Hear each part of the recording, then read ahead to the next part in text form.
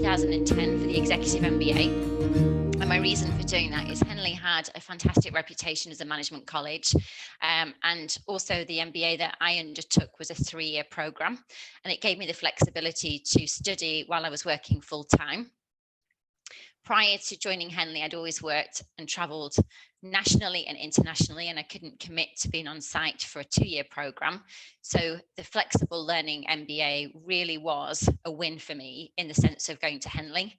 From the moment I stepped into Henley at Greenlands, I just felt at home, and everyone around me, that same kind of energy, that same kind of enthusiasm to learn, that real connection through conversation, that professional chemistry, it felt right.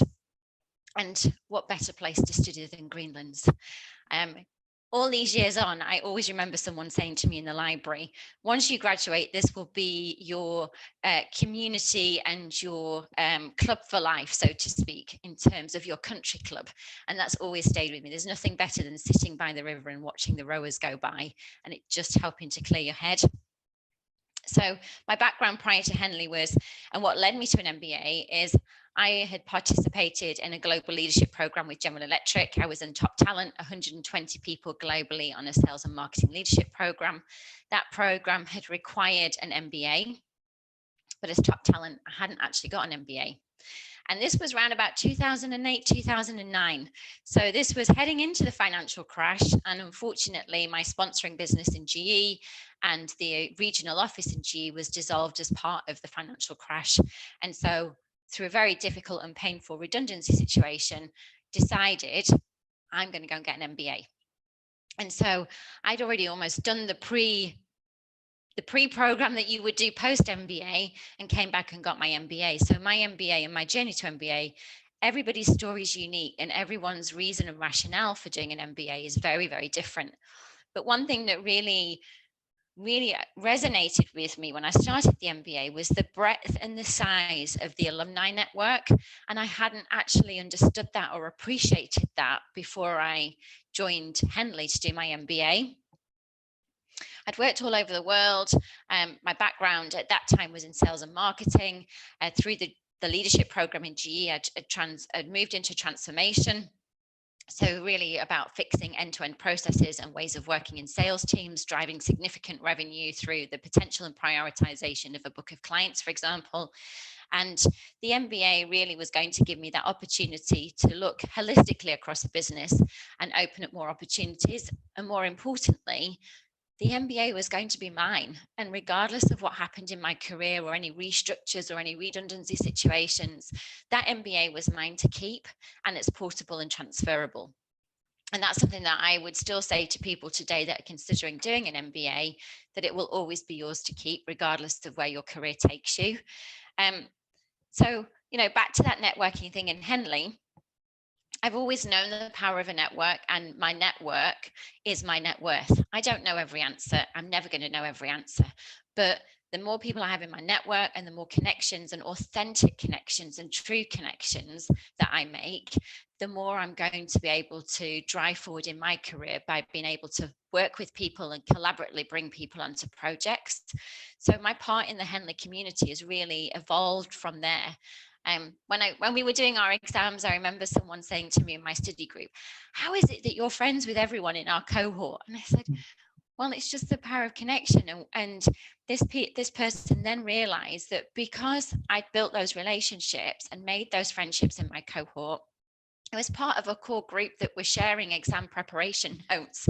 We were helping one another. What more could you want from a cohort than to be helping one another in exam prep?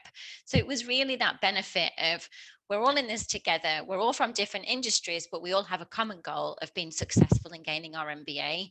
And it was really about us all working together and being collaborative. Power of a network, it's not always what I know, it's who I know.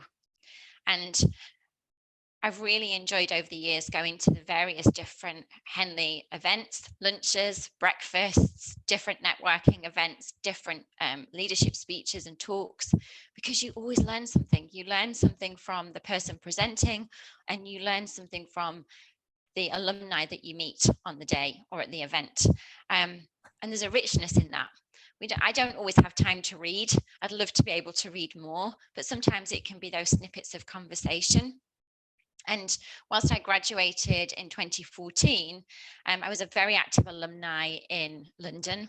I sat on the international board for Henley for quite some time and was really working towards helping to shape that alumni strategy. So I really buy into, just because you've graduated doesn't mean it's goodbye Henley. No, you can make the experience as rich and as powerful as you want to make it. And when I relocated to Northern Ireland for work, I asked Henley if I could create the chapter here in Northern Ireland with a view of, I wanted to be able to meet like-minded people. I wanted that academic conversation, even that fun conversation. Mm-hmm. In truth, if anyone was to join our Belfast chapter drinks, and that's not a shameless plug, but anyone's welcome, you would learn that we talk about all manner of things. It can be academia, it can be through to what's happening in the news or what's happening in car sales with electric cars versus petrol. It can be diamonds, wine, all manner of things. You name it, we'll probably cover it within the 2 hours that we meet on a monthly occasion. It's just fun. And it's a nice group of friends that have come together because they're all Henley alumni. That's not to say that they are all MBAs, because they're not. We have a number of individuals that have taken the various coaching qualifications. We have someone that took their coaching qualification, now teaches at Henley in coaching and has written a book and has another book in the works. So it really is a fascinating group of people, all with Henley at the center of the story.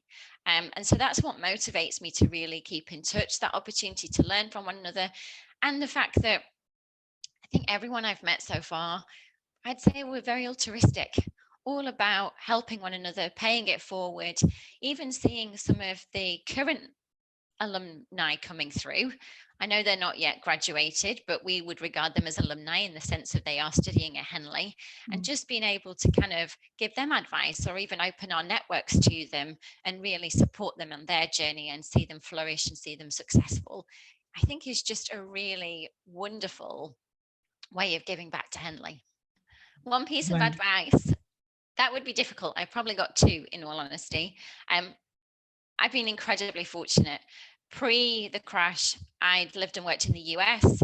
I traveled all over the world by being on the Global Leadership Program with GE. Post the crash, there were some twists and turns. There was some kind of putting myself back together after what had been a very painful redundancy. And within my current employer, I work for Citibank. In the last 11 years, I've been unbelievably fortunate that I haven't had a linear career. My background and what underpins my career is transformation, but ultimately, I've worked in front office sales transformation. I've worked in operations and technology transformation, so taking out significant operating expense in a business.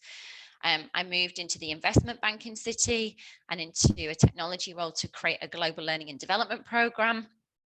More recently, I've been working on the global transformation as part of the Chief Administrative Office, overseeing a global training program. And the world is my oyster in Citi. So what underpins that is that I've been open to every opportunity.